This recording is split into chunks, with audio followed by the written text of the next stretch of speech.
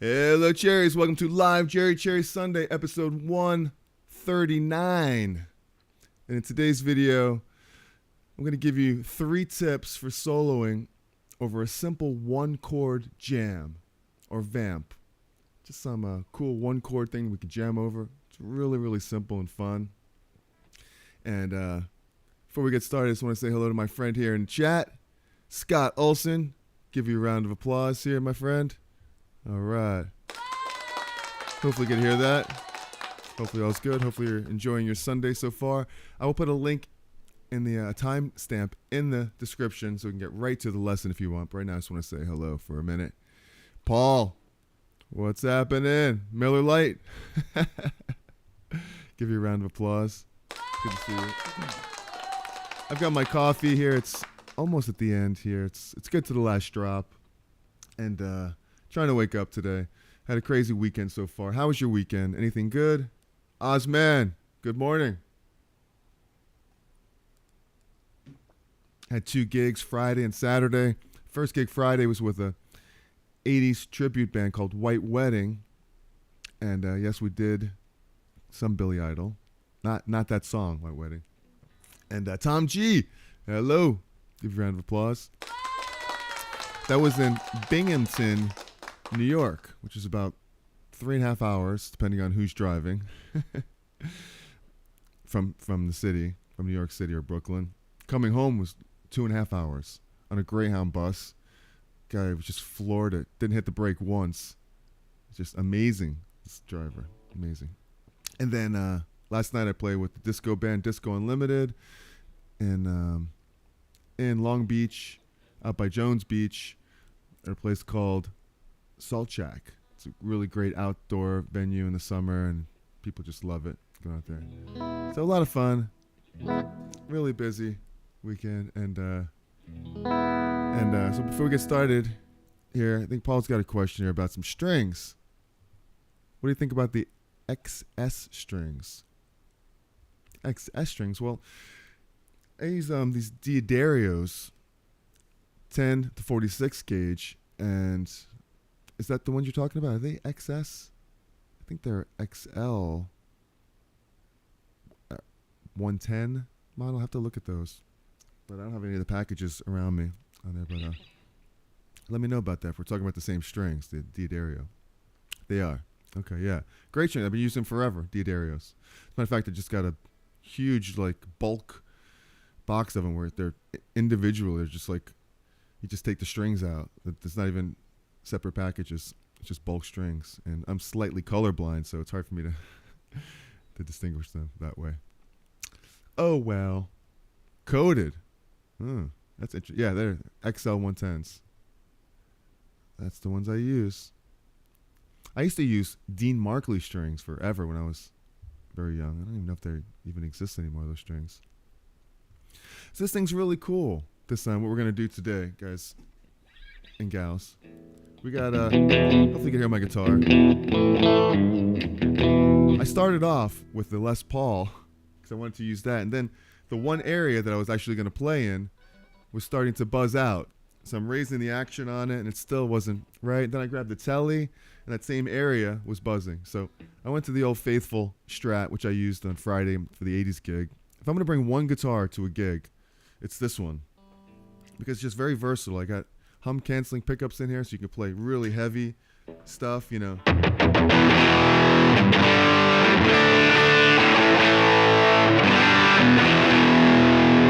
You know?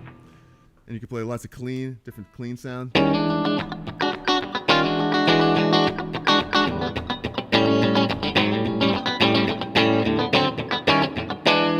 You know, it's just very versatile, the Strat. And so that's why I use this. Old Faithful, I call it. And so what we're going to do today, as promised in the video, which we'll get to it right now, 3 different ways to solo over a vamp. And I have a vamp here that I recorded on my looper pedal. It's something like, I forgot what I did, but we'll play it in a second. It was just very simple, like an E7 chord.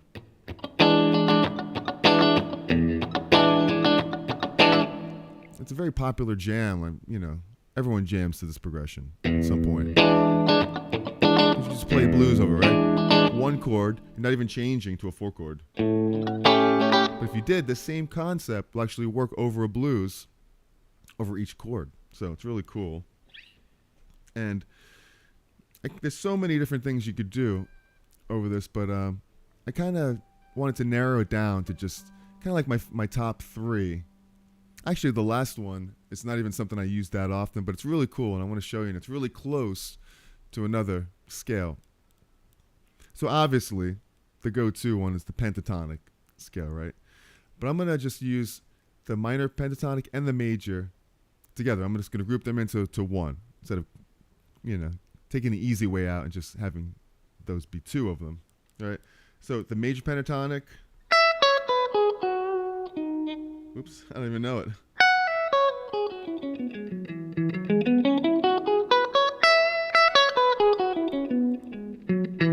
Or here. That's the Allman Brothers sound, right? So if you're playing, if here's E, right? You could play it in this position. You play the minor pentatonic right here. But if you move it down 3 steps, 3 half steps, like 1, 2, 3, play the same thing here.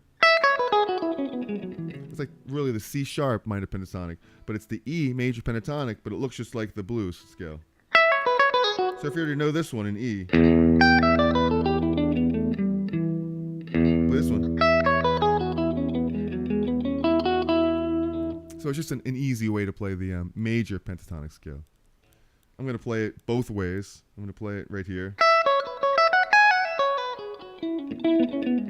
I'll play it here.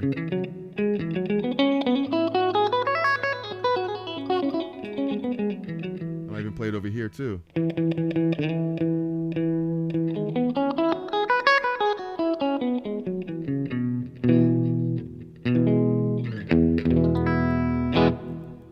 Know what I mean? And then you combine them all the time. Yeah, it's really, really cool to combine them. And it's nice to look at it a few different ways. Combine them while you're playing the minor pentatonic scale, like here. And you could play the minor pentatonic and then blend in the major by bending the 3rd interval, the minor 3rd. Either like a micro bend or bend it up to a major 3rd. It's really, really cool to or slide up to it.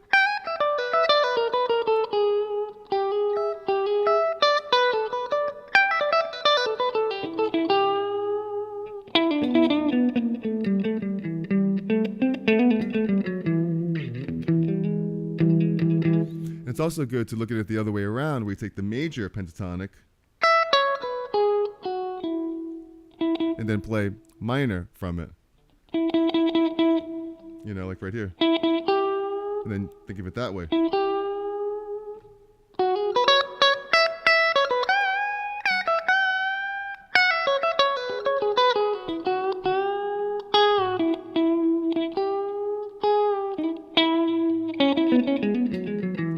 Because you play differently there. You have that major 6th in there from the major pentatonic, which you don't really have in the minor pentatonic. You just have the 5th, the 7th. So we're playing this whole thing over an E chord, an E7. So just look at the notes that you have here. You have the E, you have the 3rd, which is a G sharp. You have the 5th, which is a B note, and you have a D, which is the 7th. So really, those are the target notes in there that makes up this chord. When you play that E minor pentatonic scale, the first note is good because it's the root note, the E. The second note down is the D. That's good because it's the 7th degree of the... We're building that chord still so far. Go down to the B. There's your 5th. Now what happens is, go down to the 4th degree. There's no 4th in that chord, but that's okay. It's in the scale. Now here's the problem here. You're going down to a G notes. Now that's minor. That's what makes the minor pentatonic. The chord we're playing has a G sharp. So what's happening here in the when you play the minor is that there's a conflict there between that G note and G sharp. Sounds like this. Little psycho, right? So what most blues players do is they'll bend this G note, like I was just doing. They'll bend it up to the major third when they want, when it's necessary. I mean, you could burn through this pentatonic scale and not do that, like just going and then land on it. I wouldn't land on this minor note because that's going to be, you're going to hear that. But if you brush through it, it's cool. Look, kind of. See how I'm kind of blending? I'm blending on this.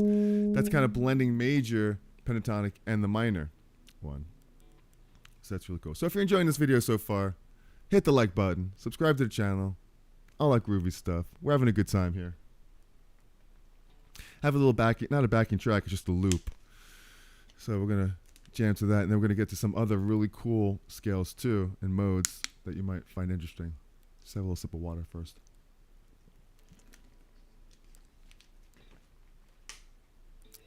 Hopefully you guys had a good weekend. Anything fun? Anything new and exciting?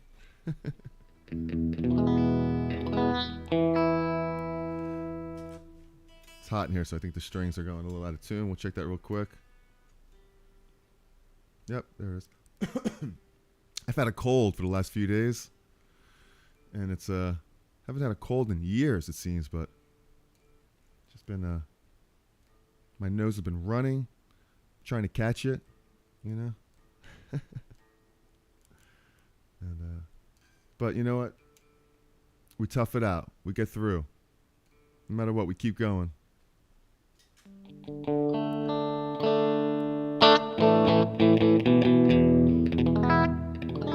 All right, Ritesh, give you a round of applause. 20 more to 3,000 subs. Can you believe that? Yeah, I'm very excited about that. That's going to be fun. Just 20 more. So subscribe to the channel if you haven't already.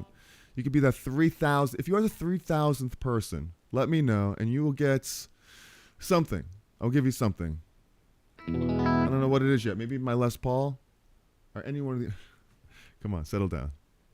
Something. I do have the strap.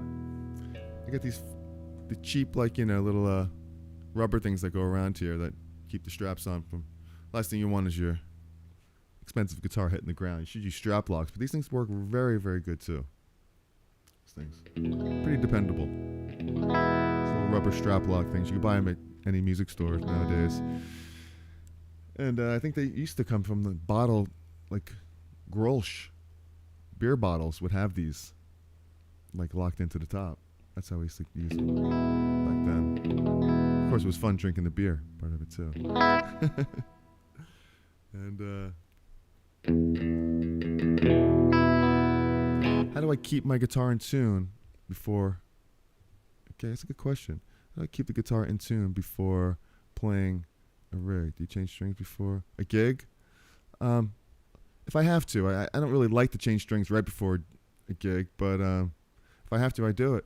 Just stretch them, stretch the heck out of them. Be constantly aware of your climate and your temperature. Like the last thing you want to do is, you know, you're at an outside gig in the sun, and you're tuned up, and it's good. Then you take the guitar inside somewhere where it's air conditioning. It's going to get sharp. Your strings are going to get tight, and they're going to be sharp because of the cold weather. And it's going to be out of tune, so it'll be sharp. Or if you tune it in a cold room backstage and you bring it out to a hot outside place, your strings are going to fall flat. So the best idea is to tune your guitar where you're playing it, leave it there. Let it get acclimated to the temperature. And, you know, it's usually the best way to do it. It's the only way I know how to do it, really. You know, I found that it works very well. And, all right, so let's do... the first thing, let's do this jam track. We'll get to it here. And we're going to play just the major pentatonic scale over this. We'll go really quick, though. We'll go over the the degrees, because we went over the degrees of the blues, the minor pentatonic. So the major one is, this one's actually closer to the vamp, the chord vamp, because you have the E, you have a C sharp, which is the 6th degree. That's not on the chord, but it's in the scale, so you could do that. Then you have the 5th, then you have the 3rd, excuse me, major 3rd. So you don't have to worry about that bend thing there. You have the 2nd degree, which is in the scale, the root. And then once again, the same thing. 6th, 5th, 3rd, 2nd, 1. So it's really, really easy to just play this scale over this vamp. Let's do it for a little bit.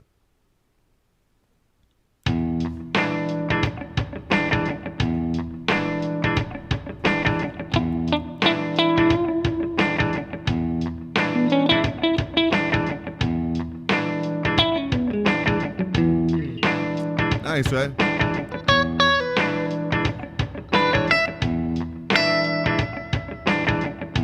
A little gain here.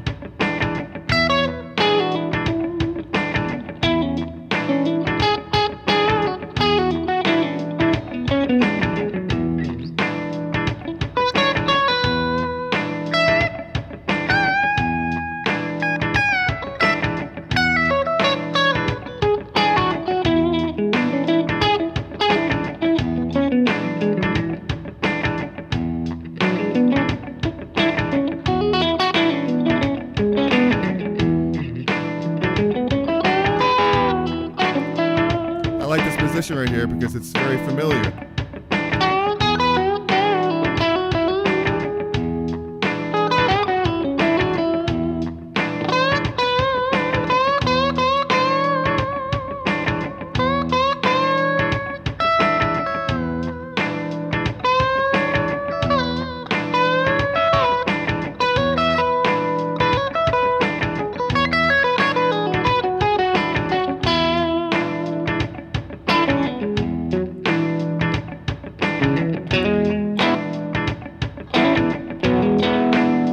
That classic riff there.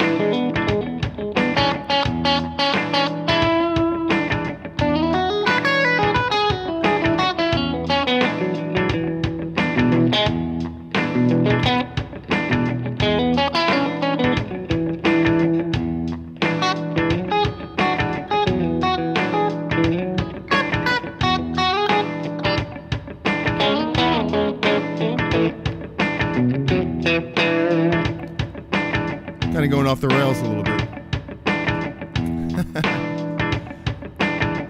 But I saw something really cool in this shape right here. When I was in this pentatonic shape.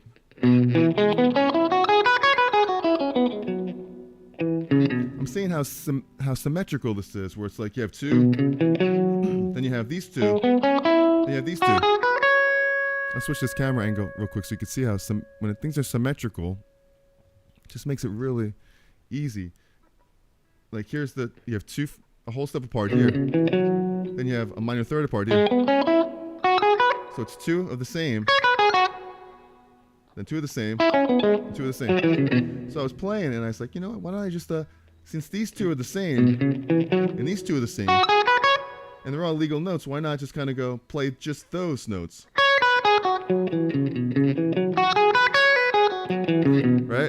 Or do something like slide up to this note, hit that one, slide down there, or do this. So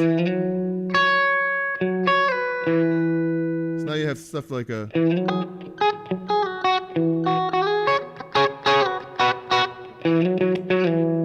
Oh, the same thing down here.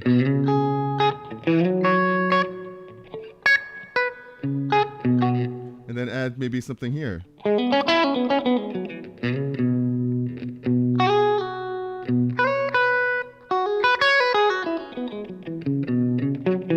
don't know. It was kind of goofy. Being silly. But it's definitely something to mess around with. Bobby! What's happening? Sounds great. Thank you. That's very kind of you. Thank you. And Paul, thank you for the jam track you sent. My pleasure. And I wish I had a backing track here. I'm not sure if I have anything like this I could send you. I'll work on that, though. And an excuse for me to use my Infinity 2.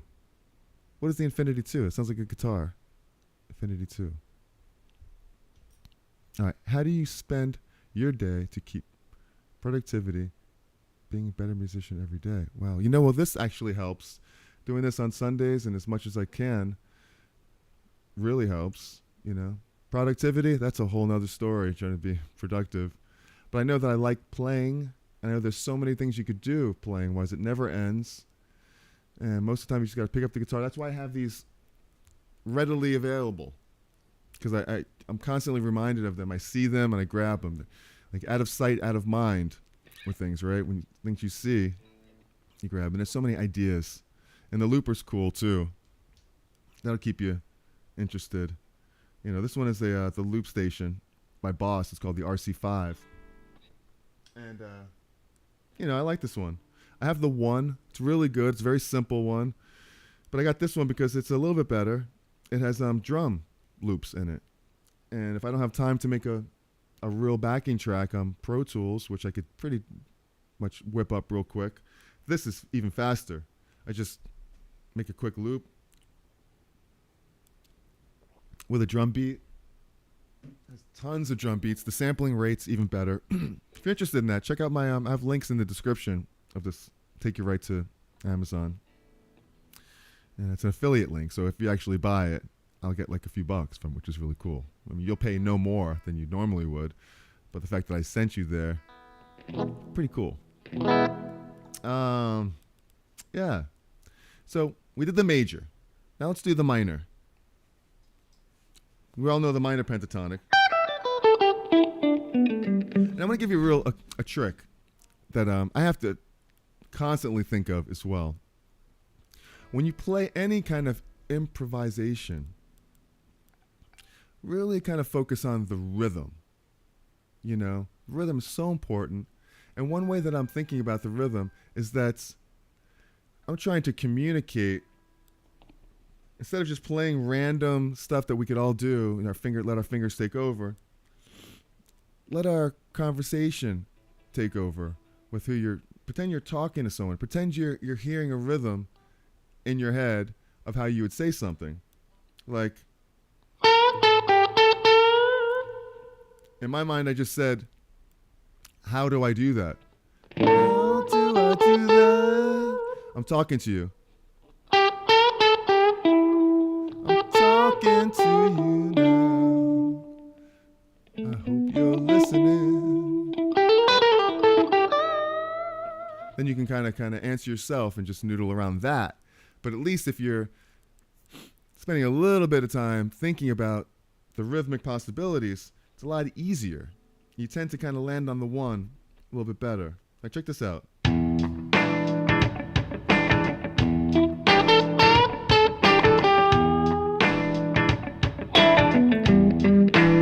Like, I'm thinking like rhythmically, like if I was even talking to you. I'm saying hello.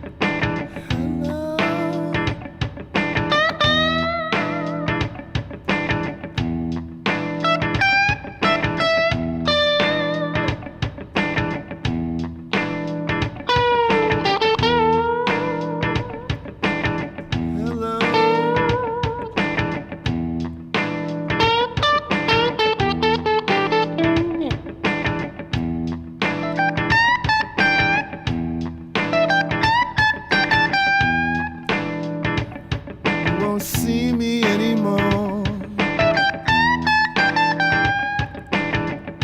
make some music out of it.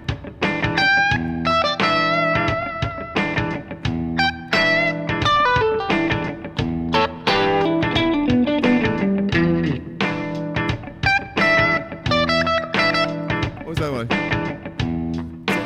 Summer in the city.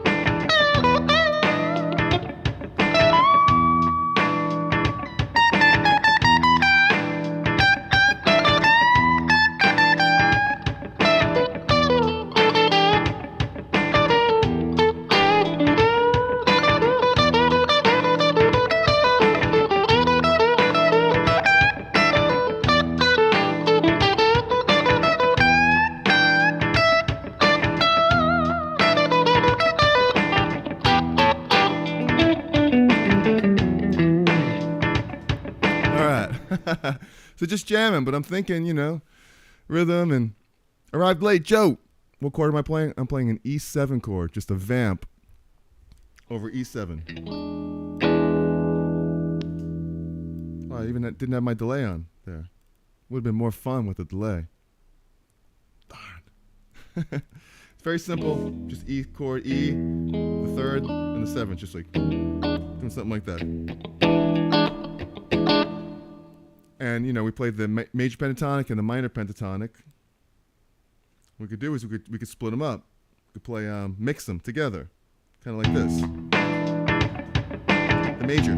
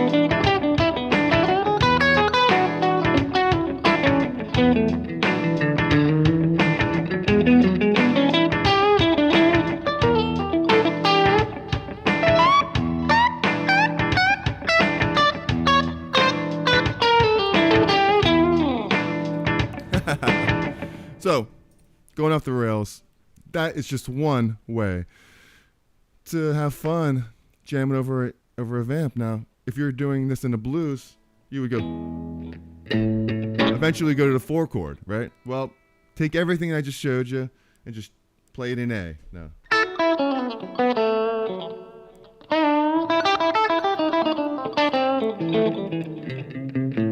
Just remember over the 4 chord to really emphasize the third, the major, with that minor pentatonic.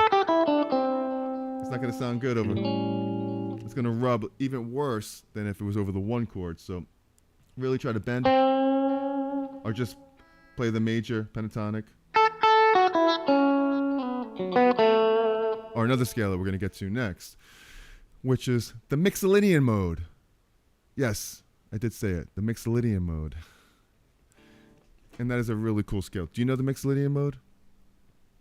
It's really a fine mode, probably the most common mode that you'll use in music and in blues especially. And it's basically a major scale, but only the 7th degree is flat, is minor.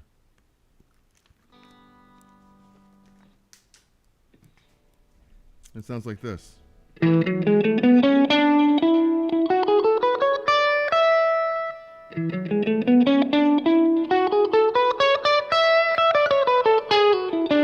Like a major scale would be. But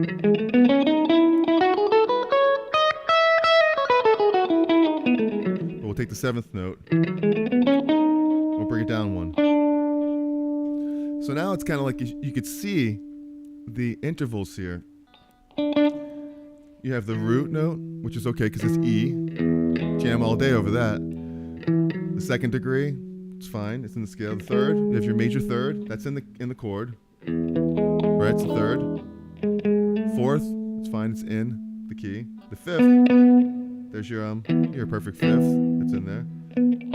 Major 6, that's fine. Here's your flat 7 right there. It's in that chord. And your root again.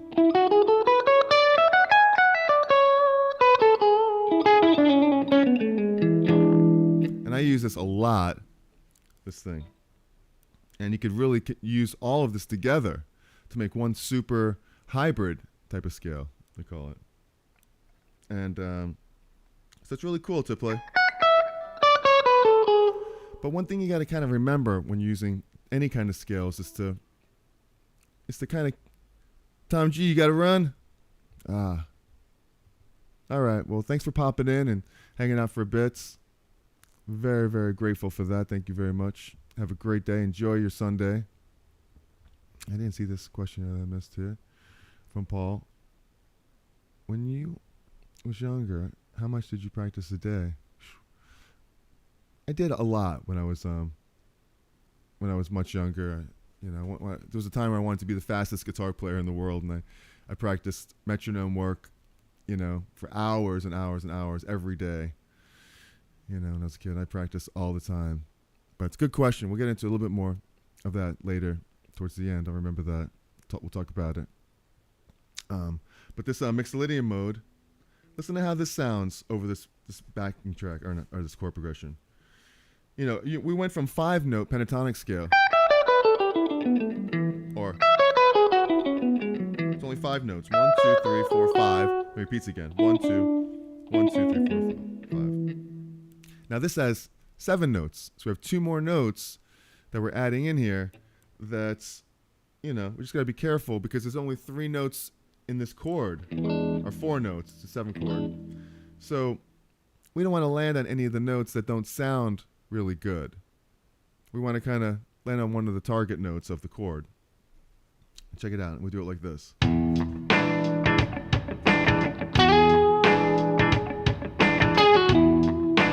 The root note, the 3rd, the 5th, here's the 7th. So here's the chord tones.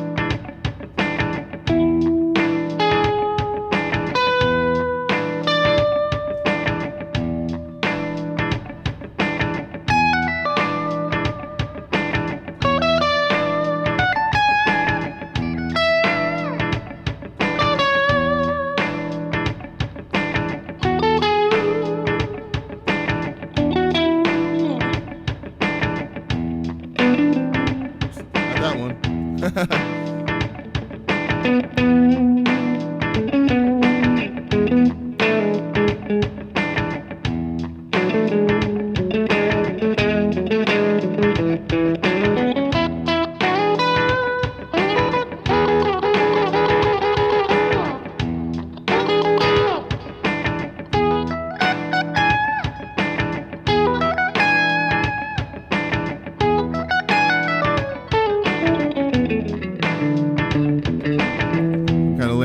market notes here. I'm not landing on the... See, besides those chord notes, you can land on the second degree. Sound like this. That's the ninth. Has a sound to it. Pretty cool. Third. The ninth.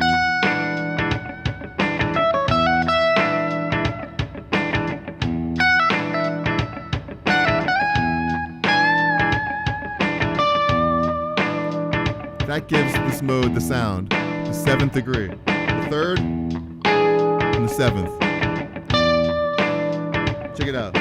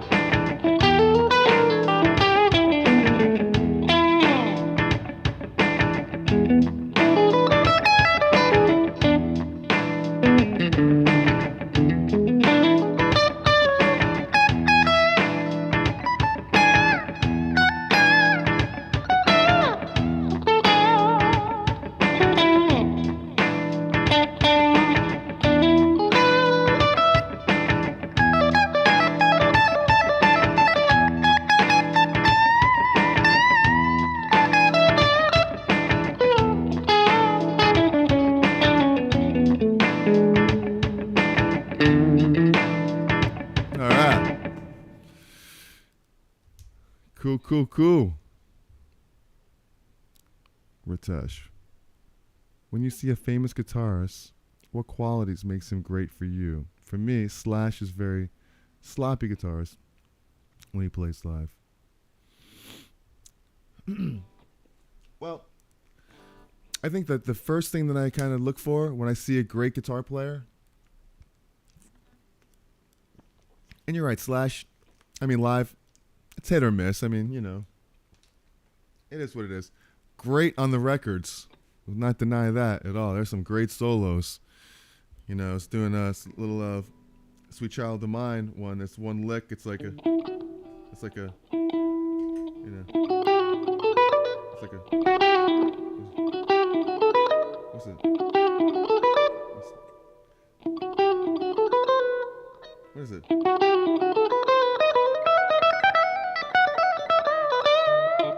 It's such a cool riff.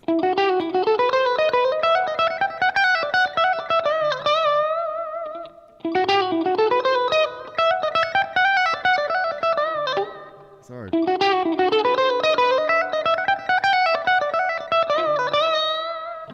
I'm being sloppy now with it. But cool licks. But one thing I kind of look for is tune. Are they in tune? Which I'm not. Close. And usually in the solo playing, just vibrato, bending. That's pretty much the tops right there. Like when bending in tune, vibrato. Like when you have a note like a progression like this one. Are you bending right up to the pitch. The vibrato.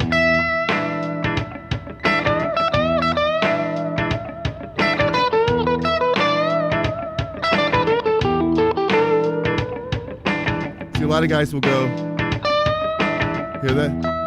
Flat. Or maybe they'll go sharp. It's bad.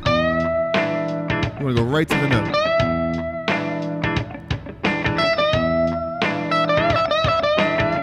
It takes practice.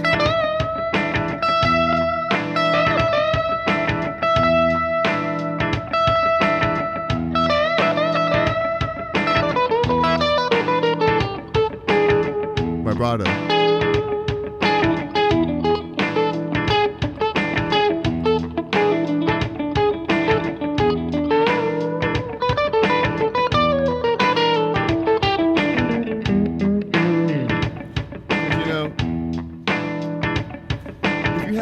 If you have those fundamentals, you could do anything. It's like you could jam with Eric Clapton, because when Eric Clapton plays something like this, he's gonna do the same thing. He's gonna go, he's gonna bend the note. It's gonna be sweet, and then it'd be your turn. And if you just go, you take that one note and you bend it in tune and you shake it nice, or you take that root. You can be like, well, you're jamming with Eric Clapton. You're not doing anything, you're not doing anything groundbreaking, but that really shows how far you've come as a guitarist. In the bends, your vibrato. It's not as much about, blistering and playing scales and playing as fast as you can. It's about that too. It's lots of stuff. But I think the most important, when I see a guitar player play, if he's just playing he's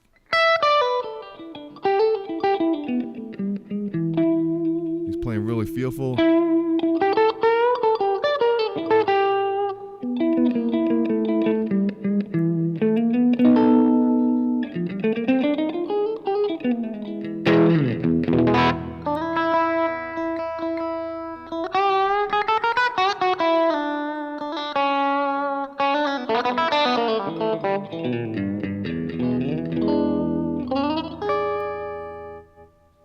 Just really tasty.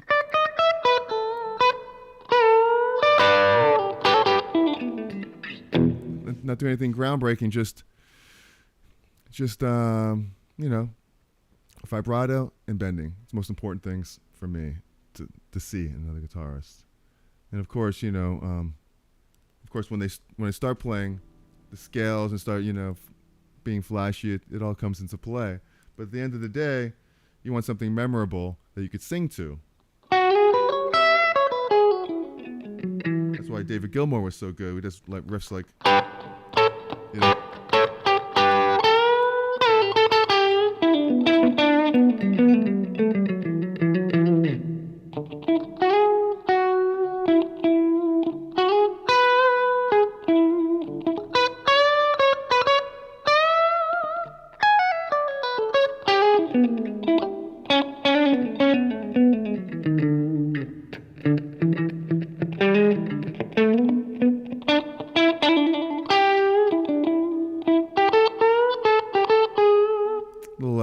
Keith Richards. What is that in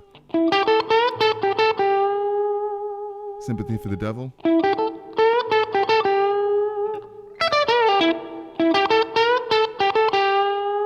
He's doing that same thing, minor pentatonic. But he's bending the minor third. He's shaking it up a little bit to the major.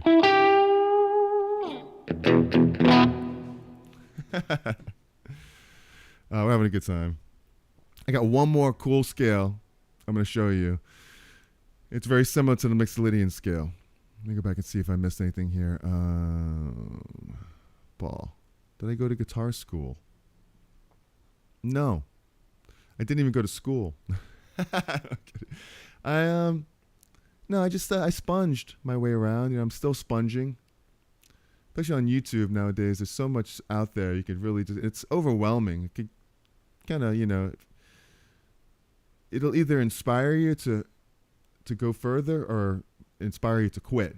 You know, for me, it inspires me to go forward because I see a lot, and it's stuff that's, you know, attainable. You know, sometimes, you know, I'll just get like, you know, inundated with it, and it's just like, okay, it's enough. I already have so many ideas flowing, and I feel inspired. And then I'll see another video where it's another topic and stuff, and it's like it's so interesting, but it's like I just can't, you know, because I really have enough. You know, you get clogged up sometimes, you know, with information.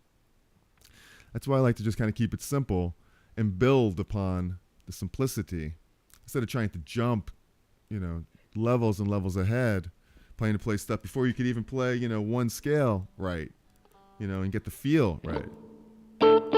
Because, you know, at the end of the day, it's really only what people care about is the emotion involved in it. You know, Joe, I was playing a D minor pence over that vamp and thought it sounded pretty cool. A D flat minor over the same thing, over an E, D flat minor. So you're playing, oh yeah, D flat minor pentatonic. Well, that's the same thing as the E major pentatonic. You know, because you have same scale. Yeah. Here's E minor pentatonic, same thing. It's the relative minor, D flat minor pentatonic.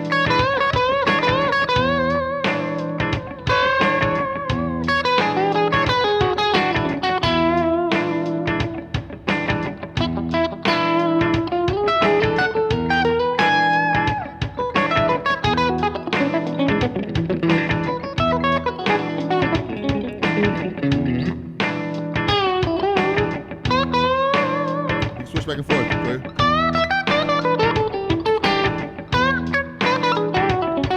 What I said.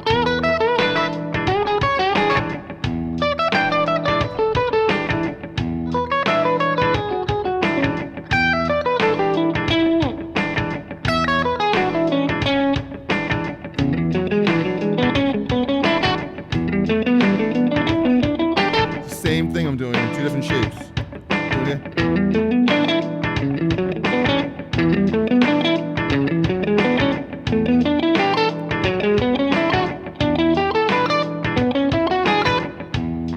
Together. Check it out.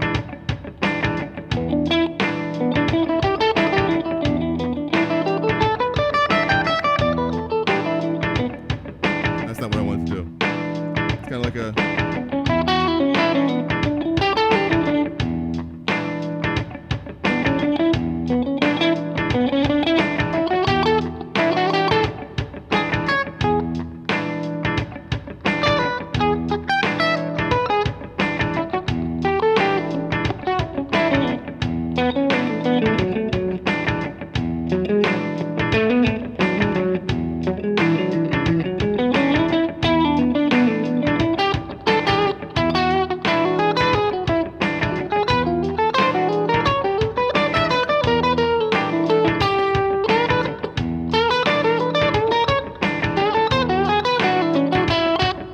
back and forth too.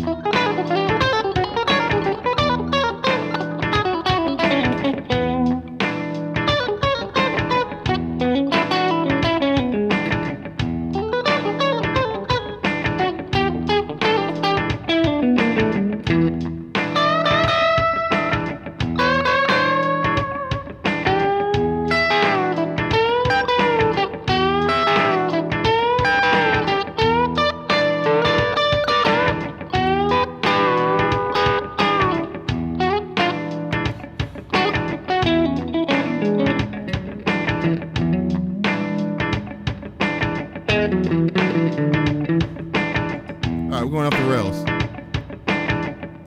So I got one more to show you real quick before we wrap it up for the day. So I just showed the Mixolydian, right?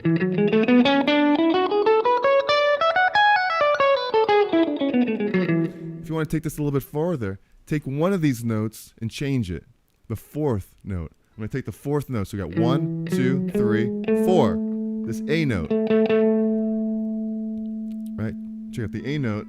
I'm going to take this, I'm going to go up a half step with it. And that's it. So now it's going to go 1, 2, 3, 4, 5, 6, 7. You get 1, 2, 3, 4, 5, 6, 7.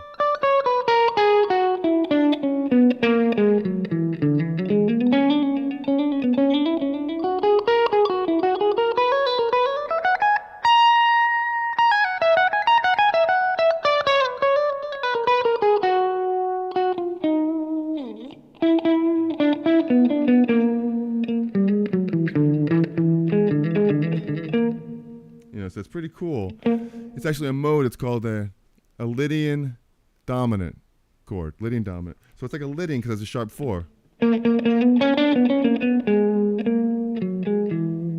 Ozman, got to run. Have a great week. All right. Thank you so much for hanging out for a bit.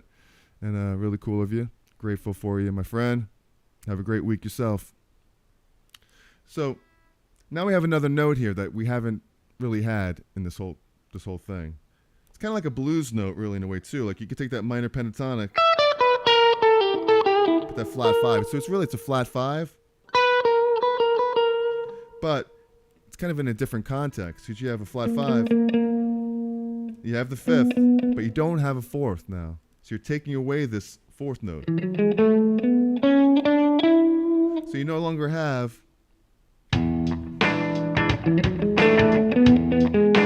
this 4th degree.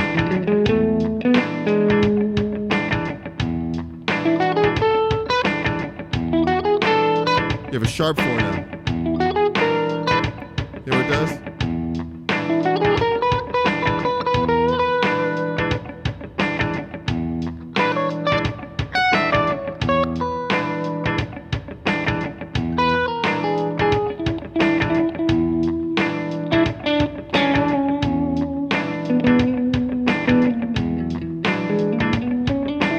I'm kind of brushing through it.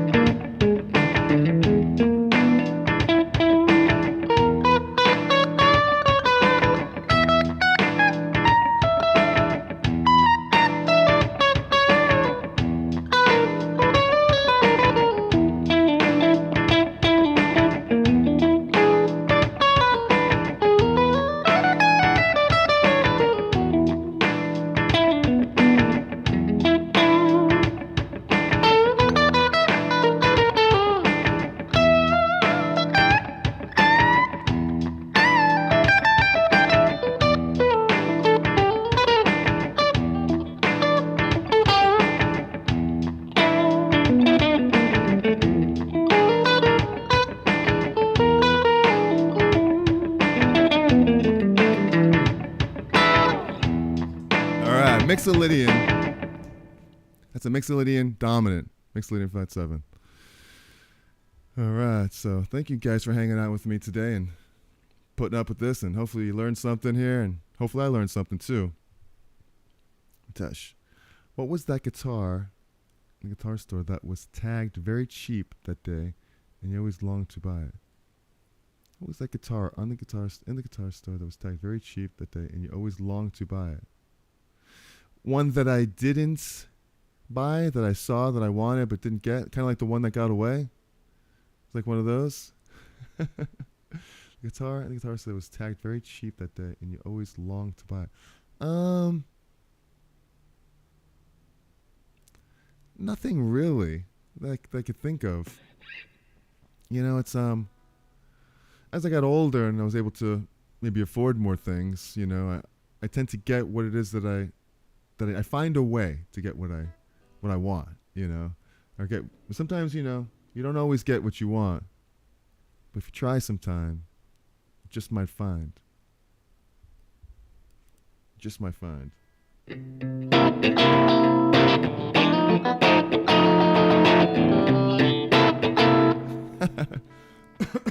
All right, so I just get a copyright claim for that. Pretty funny. But no, I have to think about that one though, Ritesh. I'm sure there was something. When I was younger, I'm sure I've seen a million guitars. I was like, gotta have that. I can't say that they were cheap. So yeah, that last thing that I was just doing was just that I'm trying not to land on the sharp 4 that much. I was trying to kind of skim by it, hit notes that are nice, and then kind of on the way up to the 5, I would play like a.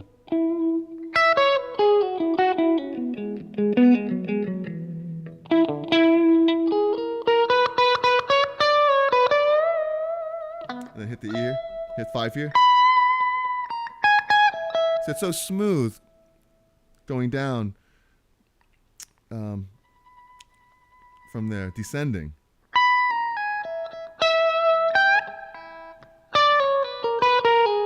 Or going up.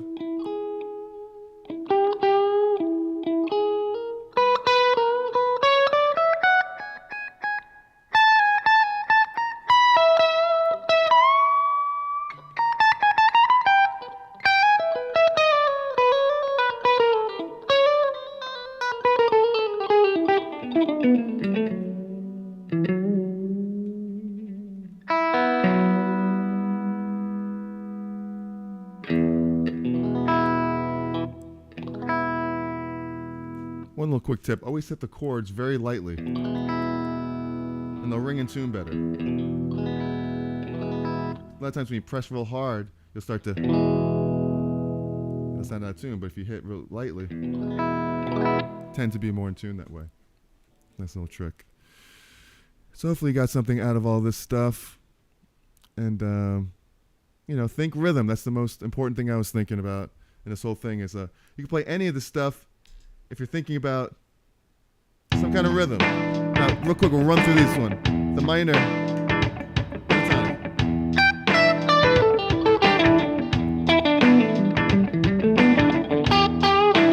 Right? Take the minor third, I'll bend it up a little bit.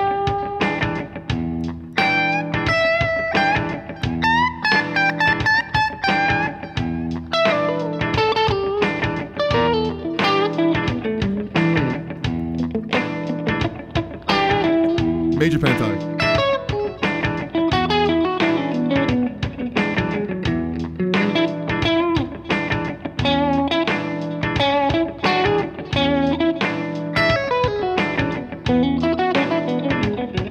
There's your D flat minor pentatonic.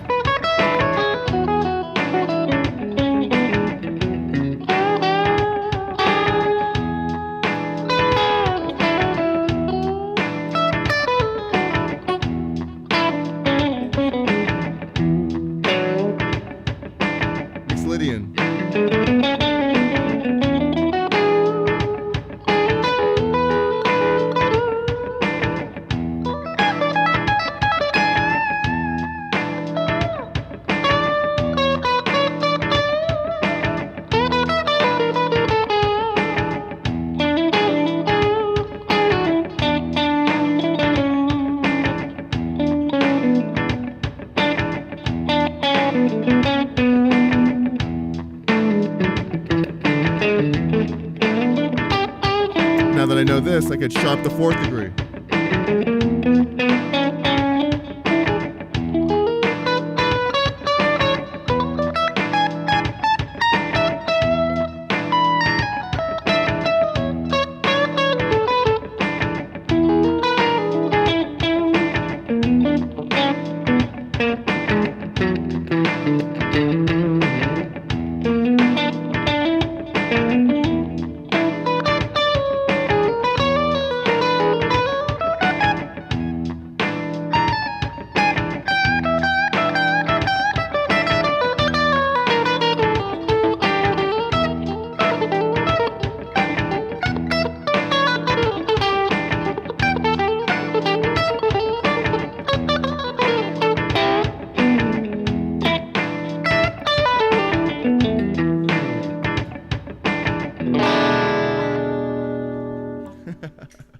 Fun, fun, fun. I love it. I love hanging out with you guys. So we're going to wrap it up. We got a little long today. If you enjoyed this video, please hit the like button. Subscribe to the channel. I'll go ahead and just talk really quickly about just my guitar course that I have. It's called Essential Skills Collection for Guitar. Constantly trying to improve it. I'm working on another section of it that's going to be included in there. Right now you have fretboard memorization, so you could learn this all over the neck. Imagine that. Instead of playing this in this one area, you could play it everywhere. Play it here, here, here. That's really cool to know. And I'll go over the circle of fifths, which is like everything in music all wrapped up in that one circle. And then blues. Whole section there on blues with backing tracks and scales and graphs. So there's a link in the top of my description for that. So please check that out. It really helps. And I appreciate that. Very cool of you. So that's it, guys. Enjoy the rest of your week and your Sunday, and happy playing to everyone. Thank you so much, Paul, for hanging out. Really appreciate it. Work on it. Keep playing. If there's any ideas you have for next week, let me know if there's something in particular that you want me to do that I could help with. Thank you, Joe D1. Very cool. And thanks, Scott, again. Thanks for sharing your time and talent with us. My pleasure. And I appreciate that, you hanging out with me. You know, I love doing this. I love playing guitar. You know, can't think of anything I'd rather do on a Sunday. And spend time with you guys playing guitar. So Paul says don't leave. Okay, so I won't leave right here. I love it. And all right, guys. Thank you, Ritesh. Thank you, Ozman. And then people I couldn't hang out so much longer. Thank you, Scott Olson. Very, very cool if you're hanging out. Spending some time today. So I do have more guitar videos similar to this topic. I'm not sure which one yet, but I will put them up here so you can check those out. So remember, be cool, be kind, be cherry, have a great weekend, and I'll talk to you soon, all right? See you next one. In the next one. Peace. Love you.